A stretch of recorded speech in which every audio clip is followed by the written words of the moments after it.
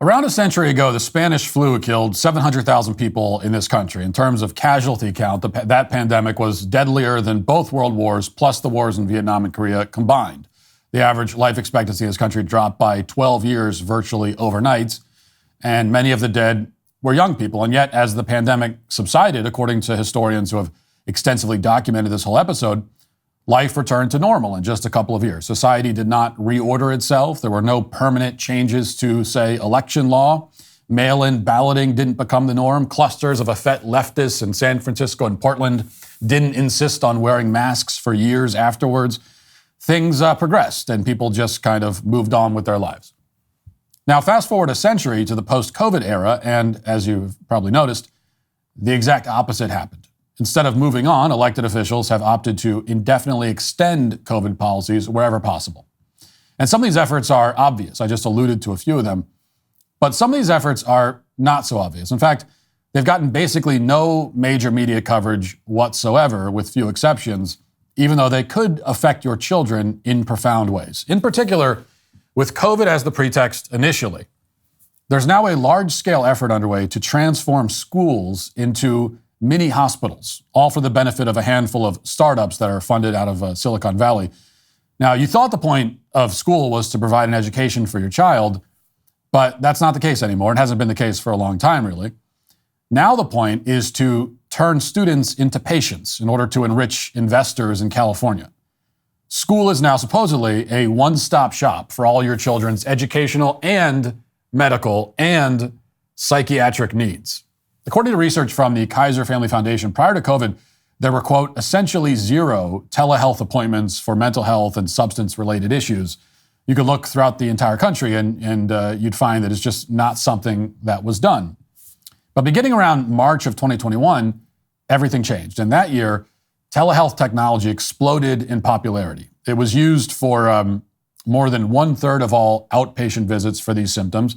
And telehealth then went from something that basically no one used to something that more than 33% of patients nationwide were participating in.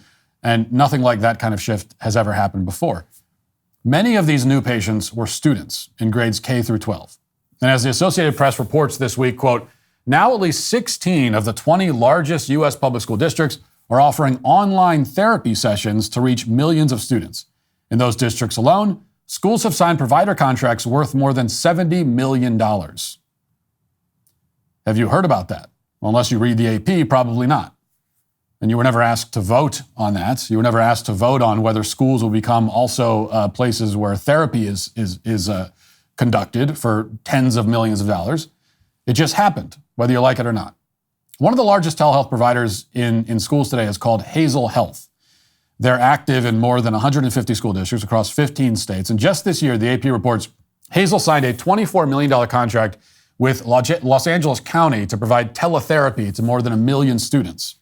Hazel has also signed lucrative deals in Hawaii, Nevada, Florida, Texas, Washington, Georgia. A lot of taxpayer money is being spent all of a sudden on in-school therapy for kids.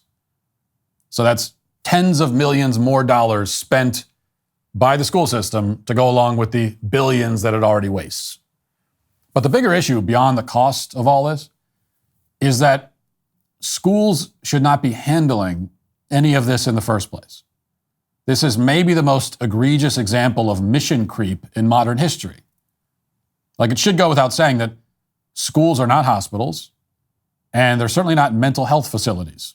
Outside of dealing with minor injuries, which school nurses can handle and have always been able to handle, schools should not be offering full-service medical care, least of all psychiatric care. They certainly shouldn't be promoting mental health treatments via the internet. Now, this is the biggest problem and the thing we should all be stopping to think about. Why are schools spending tens of millions of dollars to offer therapy to kids? Now, it used to be, like back in my day, back in the dark ages, that the school guidance counselor was really just like the school's version of an HR rep for students. So you'd talk to the guidance counselor if you had some kind of issue with another student or a teacher or whatever. And most of the time, she would give you a sticker or a coloring book and send you on your way. So the guidance counselor's role was relatively narrow in that way. But now, increasingly, schools are taking it upon themselves to play shrink. they're referring children to Zoom calls with anonymous doctors for talk therapy.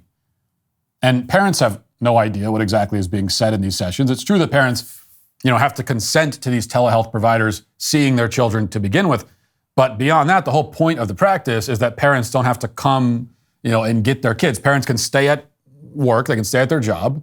And meanwhile, a telehealth provider is free to, say, affirm a child's gender delusions or misdiagnose a serious illness. Now, there are a lot of issues here. And one, and not even the biggest one, is the quality of care that kids will receive. Time magazine looked into this back in November of 2022, and they reported at the time that, quote, Time interviewed 6 mental health professionals who formerly worked for telepsych or substance treatment startups, some of whom asked to remain anonymous because they still work in mental health care.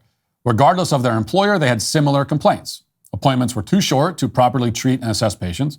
Clinicians were overworked, and policies around prescribing drugs and treating complex cases often weren't rigorous enough. Time also reported that, quote, federal investigators are probing prescription practices at Dun and Cerebral, a popular startup that offers virtual therapy and medication management for depression, anxiety, insomnia, ADHD, bipolar disorder, and substance use disorders for as little as $99 per month, and that some former employees have said overprescribed stimulants for ADHD. In May, pharmacy giants including CVS and Walmart stopped filling controlled substance prescriptions from Cerebral and Dun clinicians. Now, for its part, the Wall Street Journal found that, quote, Dun, run by a former Facebook product manager with no medical training, also advertises heavily on social media. Dun's clinicians continue to prescribe stimulants, sometimes after appointments as short as 10 minutes. So more broadly, when people go to telehealth providers, they're often being misdiagnosed. Researchers at the Mayo Clinic looked at around 2,400 patients who underwent a video telehealth consultation followed by an in-person visit for the same problem. And they found that in 13% of cases, the diagnosis didn't match up. So they're being told one thing from the telehealth provider and then something entirely different from the person they actually saw in person. And that might not seem like a lot, 13%. And indeed, the Mayo Clinic touts this as a positive number, but it's not positive. It means that out of just 2,400 people, more than 300 of them were misdiagnosed. And that, it would seem to me, is obviously a major problem. Now, it's no secret why these businesses have appeared out of nowhere and immediately acquired an enormous amount of funding. Part of it is that it's true that children and young adults are experiencing extraordinarily high levels of mental distress in this country. This year alone, more than 60% of teenage girls reported feeling persistent feelings of sadness or hopelessness. The director of the CDC's School Health Division, Kathleen Ethier, said that in 30 years of collecting data on depression among young people, quote, we've never seen this kind of devastating, consistent findings. When you look at the long-term data, you can see why the CDC is saying that. According to a recent report in Education Week, CDC data shows that, quote, 42% of high school students in 2021 reported feeling so sad or hopeless for at least 2 consecutive weeks in the previous year that they stopped engaging in their usual activities, up from 26% in 2009. And those are like shocking numbers, in fact. And it means that, yes, children are more depressed than they've been in a long time, probably ever. And now they're being treated with a brand new form of telehealth talk therapy offered in school, even though there's very little evidence that talk therapy in general actually accomplishes anything. Pure Talk has you covered for holidays with a free Moto G 5G phone. No gimmicks and no trade-in necessary. Just sign up for Pure Talk's unlimited talk, unlimited text, and 15 gig data. You can get all this for just $35, and you'll get the Moto G 5G phone for free. But here's the deal. You need to move fast because these phones are almost gone. So if your current phone is on life support, upgrade for free with Pure Talk. The new Moto G 5G phone boasts a 2-day battery life, an exceptional quad-pixel camera, and a whole lot more. Pure Talk gives you America's most dependable 5G network at half the price. So make the switch today. Go to puretalk.com/Walsh to get this exclusive offer and select the plan that's right for your family. Remember, Pure Talk gives you America's most dependable 5G network at half the price. So make the switch today. That's puretalk.com/Walsh to claim your free Moto G 5G phone with a qualifying plan. Pure Talk, simply smarter wireless. Diversify your savings with physical precious metals while stockpiling silver in your home safe. Birch Gold Group is offering the most popular special, of the year now through December 22nd. For every $5,000 you spend with Birch Gold, they'll send you a 1-ounce silver eagle coin for free. Text Walsh to 989898 to claim your eligibility now. You can purchase gold and silver and have it shipped directly to your home, or have Birch Gold's precious metal specialists help you convert an existing IRA or 401k into a tax-sheltered IRA in gold for no money out of pocket. And they'll send you free silver for every $5,000 you purchase. Keep it for yourself or give something with real value as a stocking stuffer this year. Just text the keyword Walsh to 989898 to claim your eligibility. With A+ rating with the Better Business Bureau and thousands of happy customers, now is the best time to buy gold from Birch Gold. Text Walsh to 989898 and claim your eligibility for free silver on qualified purchases before December 22nd. That's Walsh to 989898. Just this year, the New York Times reported that a recent meta-analysis found that, quote, more than half of the patients receiving therapy for depression, that is talk therapy, had little or no benefit. A 2022 paper out of Germany, meanwhile, determined that, quote, after more than half a century of research and millions of invested funds, the positive impact of therapy and medication was, quote, limited. Now, in other words, a lot of people relied on therapy to fix their problems, and therapy did absolutely nothing for them. In fact, especially if they were counting on this therapy to fix their issues and it didn't, it may have then had the effect of making their mental problems even worse. So that is the very thin evidence that supports in-person talk therapy. The evidence supporting Zoom therapy is even more scant, to the point where there's really no reason to think that it helps at all. So this is another area where we are essentially conducting psychological experiments on children. We're saying, hey, let's see what happens when we have kids sit in therapy sessions with some random person over Zoom. Maybe it'll help them. Maybe it'll screw them up even more. Let's find out. There's a lot of that kind of thing going around. And across the country, many school districts and many parents are allowing this to take place. And they're doing it ostensibly because of this widely reported mental health crisis with our kids. But the problem is that there's a lot of confusion about the cause of this crisis. And usually the problem is blamed on this epidemic of bullying that you hear about. I mentioned the AP article about the, as they put it, booming business of online therapy, which schools are now turning to and spending tens of millions of dollars on. And that article starts with an anecdote about a young girl who was bullied in school and called, quote, fat and ugly. And so she's now in online therapy with whatever therapist her school connected her with. And the obvious implication is that this is why we need our schools to increasingly provide psychiatric care to kids because, of all the bullying that goes on. But the thing is that kids have always been bullied. I mean, arguably, if you've ever listened to your parents or your grandparents talk about their public school horror stories, bullying used to be considerably worse than it is these days. And back then, kids weren't going to therapy over it. They certainly weren't going to therapy at school. They also generally weren't psychologically devastated by the bullying to the same degree that kids are today. Because it's probably true that kids today are more anxious, more confused, more depressed than they've ever been before. We know that childhood suicide used to be basically unheard of, and now it's a growing epidemic. So something is going on here. There's a major problem.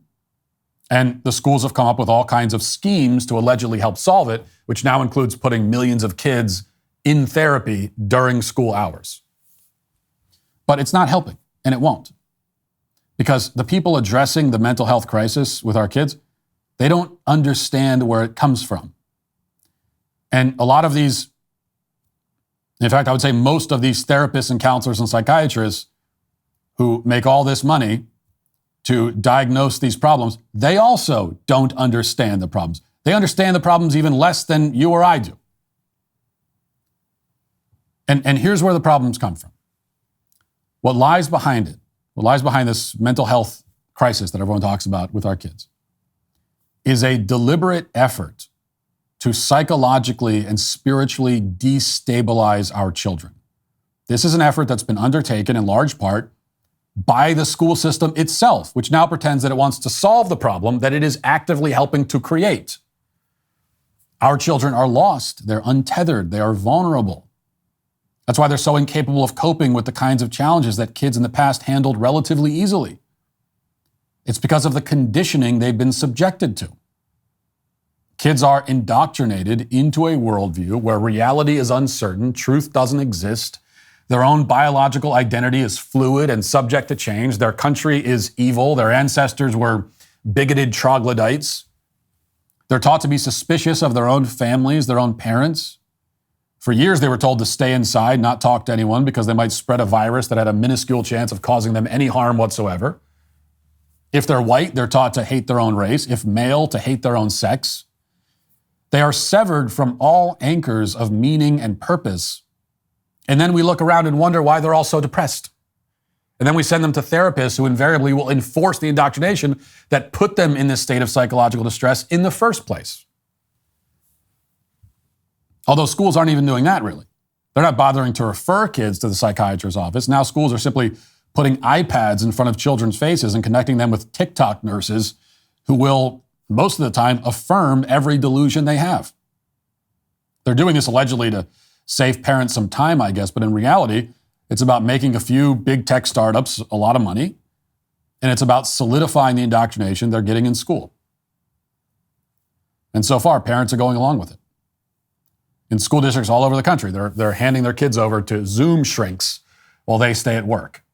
And all the while, they'll just have to hope that their children won't get the wrong diagnosis or receive a prescription for some drug they don't need or end up with more mental problems than they already had. We're told this is the future of medicine, and whether you like it or not, whether you consented to it or not, it's probably on its way to your child's school. Hey, YouTube, thanks for listening to the show. If you'd like access to my full show with no ads, you should go to dailywire.com and use promo code Walsh to get 2 months free on all annual plans. See you there.